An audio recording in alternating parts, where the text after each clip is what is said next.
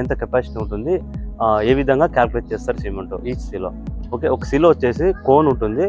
కోను plus one ring, second ring, third ring wise divide చేస్తారు దీంట్లో. Okay, vehicle దీంట్లో ఎలా ఫిలప్ చేస్తారనే, కాంక్రీట్ ఎలా ఫిలప్ చేస్తారని మీకు సైడ్ వీక్ ఒక వీడియో పెట్టేస్తాను మీకు. దాని నుంచి పంపింగ్ ద్వారా, ఫిల్టర్ నుంచి పంపింగ్ ద్వారా దాన్ని సిమెంట్ సిలోలో పైన నుంచి టాప్ నుంచి పోర్ చేస్తారనమాట సిమెంట్. ఓకే, టాప్ నుంచి పోర్ చేసిన తర్వాత అది ఇక్కడ అంతా సెటిల్ అయిపోయి ఫుల్ అయిపోతుంది, సిలో ఫిల్ అయిపోతుంది. కాబట్టి ఇక్కడ మీరు చూస్తున్నారు సైడ్కి స్టైర్ కేస్ ఉన్నాయి. ఈ స్టైర్ కేస్ ఎందుకంటే చెక్ చేయడానికి ఎంతవరకు ఫుల్ అయింది సిమెంట్ అని చెక్ చేయడానికి స్టైర్ కేస్ యూజ్ చేస్తారు. ఓకే, ఇప్పుడు ప్రజెంట్ సిలో కోన్ వచ్చేసి హైట్ వచ్చేసి దాని డైమెన్షన్స్ ఏముంటుందంటే కోను 3 మీటర్ టు 3.5 మీటర్ ఉంటుంది. దాని డయా వచ్చేసి 3.2 డయా ఉంటుంది. ఓకే, నెక్స్ట్ సేమ్ అలానే రింగ్ కూడా అంతే.